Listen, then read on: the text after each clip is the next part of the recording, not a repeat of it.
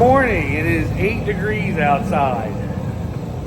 My brother was going to haul straw last night, but of course the truck wouldn't start. It's been sitting there. We've had snow. So we're going to forward that this morning in the cold weather, trying to get it going. But until then, I turn the heat on in the shop. I'm going to go ahead and forward these two a little bit more. It's just cold. I'm about sick of winter. The older I get, the less I want to be in this cold air. It just gets to the point where it's like, all right, let's have a snow, and then let's be done with it, and let it start getting warm again. But that ain't how it works. It's just, like November, December isn't too bad here like it is other places, but then come January, February, it's cold. I've even seen it snow here in March before.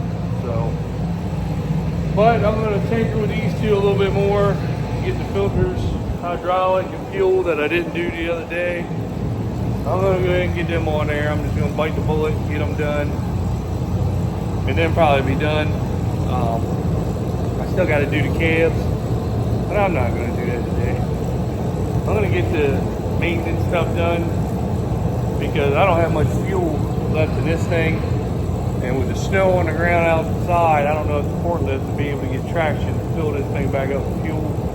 And who knows, with the snow, the fuel pump is probably froze. So I'm going to try to get these two, the maintenance done on them, and then I'll figure the situation out after that. So it's just cold. I'm just sick of the snow. It's like snow, and then it's so cold that it won't go away. It's just here. So I'm going to warm up a little bit, and then I'm going to get to work. All right, so we got the old girl started. He hadn't went anywhere in a couple days, and it's been anywhere from 0 to 8 degrees, so she's been sitting out. So she was a little hard to start, but we got her started. She's been running for a while, so I'm going to turn her off. And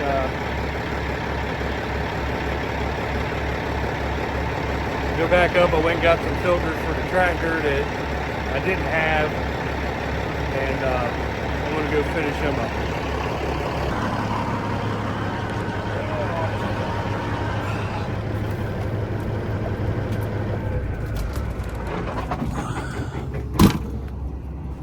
So she's good to go now. He's got, I think, 4 more loads he got out with the Bobcat, so when he gets back, he can load her up and keep right on trucking.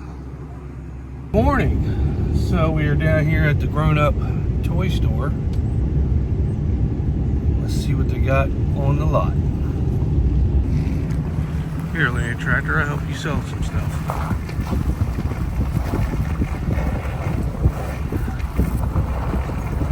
And they got a good 670 there. I think they've done a lot of work to her. 4940. I really want to try this disc. I'd like to demo it. They wanted it like 130,000 for it. Now they're down to 95, but damn, that's still a lot for a disc. But it's got the baskets, everything I want. I would really love to demo that.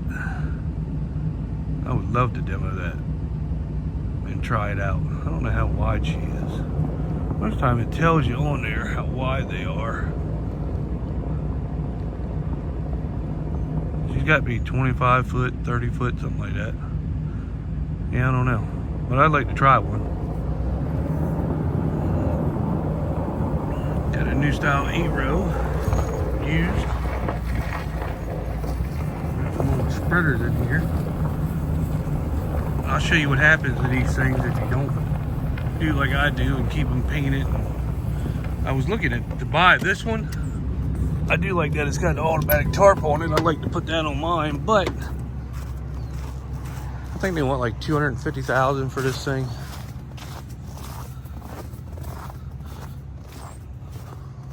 But as you can see, it is all rusted up. If you don't keep them blown off, I mean, look at this. Look at that. That's just rust. Just solid rust all the way through. That block right there is like 10 grand. And that's why I constantly blow off, paint, keep everything old. I mean, this is bad. I mean, if you don't keep them blown off, this is what they look like. I mean, look at the rust. Rust. Look at that. Oh my God.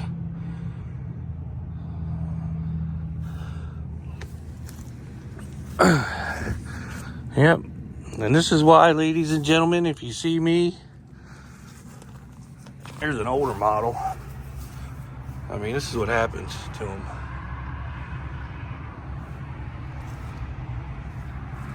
If you don't keep them blown off, washed and painted, that's what you have to look forward to. And it's a shame because these things right here, brand new, are about $650,000 for this model. And it's a shame that people just let these things go like they do, and then they trade them in, and then the next person that gets them, I mean, that's just sad, really. I mean, that's, you know, anybody that buys this thing, $250,000 to say the least, but anybody that buys it is going to be definitely putting a lot more money into it. A lot more money. And that's not John Deere's fault. That's just the person that owned it prior to it. They just run them, and they don't clean them off. I blow mine. I got a box on the side. I keep a blower in my side box, and after every job, when I'm at somebody's property, the minute I get done spreading before I go out on the highway, I get the blower out and I blow underneath over all them little cracks and crevices. It doesn't even matter if I'm going to go to another job right after I get done. I stop, blow off all the cracks and crevices and everything right at that job. And you know, when she's going to be gone from the home farm for a couple of days, that's what I do. I keep her blown off. The minute I get her back home, or I'm going to pass by the home, I pressure wash all underneath of her, because it's not just the fertilizer sitting there. You wouldn't believe when you spread that urea and everything else, the dust is what it is. The dust sticks to everything, and it just starts eating it away. So there's that green card I would love to have right there. So I continuously wash mine, blow it off. I mean, it gets to be aggravating sometimes, but if you don't do it, that's what they turn into. And pressure wash the chain off, keep it old. I mean, you just got to take a lot of steps on these things. And people that have little fertilizer spreaders know how that goes. You don't do it for 1 year, you put it away and then pull it back out, it's just ate up. Fertilizer is horrible on these things. So that's why I do it. And I could never pay the price that they want for some of this huge stuff the way it looks. I mean, you'd have to completely strip that thing down. Like when I bought mine, it wasn't even that bad, but I still stripped it down, sprayed it, did it, you know, painted it, did everything right, and I still can't keep up with it, really. You just can't keep, I mean, it's hard to keep up with it, but you got to keep up with it if you want to keep it nice. And so keep it going for longevity, because if not, you wouldn't believe them hoses are thousands of dollars underneath there. The little hoses, I did have to replace 2 little hoses, and it was like $400 for just 2 little hoses, about 12 foot long to replace. And they were the little ones, so they got huge ones underneath there. So just think what they cost. I think somebody bought, it's an 8R410, it's a used tractor. I think somebody paid $465,000 for it, for a used tractor. Until you guys stop paying $500,000 for used tractors, they're never going to lower the price. You gotta let the inventory just sit on their lot. It is crazy expensive. Crazy expensive. Somebody's used X9 in here. Let's see, what's this? This is a 8295R. Probably want $400,000 for that.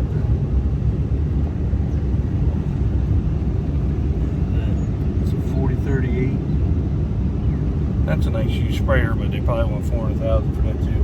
I want a 40-45. I want it to match my spreader.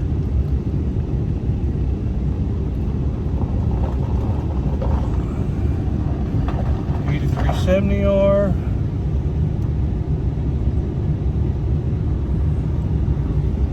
Got a brand new sprayer sitting here, which is probably nice as hell. I like the camera. You see the camera there? That's what I need to get for my camera. I got the fingers that you see right there. I got them. I just got to get the camera. But they want like $5 or $6 grand for that camera. But that's nice and brand new. Let's see, what is it anyway? It's a 410R. So that's about 700 grand. 680, something like that probably. Just more than, I don't know how guys are doing it, to be honest with you. I don't know how they're affording it, but they are. So, anyway, that's the toy store. Look around, that you can't afford anything. I figured I'd show you what I'm doing. I think my brother's got like 4 loads out already. We keep them in the chicken houses, keep them dry. We just get paid more. I think we had about 35 loads. He's done hauled probably 8 or 9. So I'm gonna load him up. There's his big Peter car. Load him up, and that way he can be rolling tonight or tomorrow night, whatever night he goes. See you. Oh, and Washington, Philly today, and the Bills and Chiefs. So I'm picking the Bills and Washington. Now, I'm not a fan of any of these teams, but I tell you, the refs help the Chiefs out a lot. I mean, a lot. Now, that's just a conspiracy theory, everybody says, but it just seems like it happens that way. But Washington has done good this year with a rookie quarterback. And I'd like to see them at least make it to the Super Bowl. I think it would be good for them, be cool. But we'll see. Philly's pretty tough, so just let me know your picks. See you later. Good morning. It is Sunday the 26th. I am getting ready to load my brother's trailer with straw. Pretty early in the morning. I woke up early, so got some stuff done. The beard is filling in nicely, even though it's white. That's from Miss Eastern Shore Farmer. It used to be all black, but now it's starting to be white. That's the stress that women give you. But anyway, I'm going to load this up. Then I'm going to go up. It's supposed to warm up a little bit today, like high 30s, low 40s. I'm actually going to pull both 8Rs out today, wash them off, and then fill the heaters up with fuel, and then put them back in the shop because I'm going to paint the frames on them again. They're getting to the point where they need to be touched up, and we like our equipment looking good, even if nobody else does. For us, we like it to look good anyway. It makes me feel better when I'm riding a tractor that's, you know, fresh coat of paint on the frame. It's starting to fade pretty good.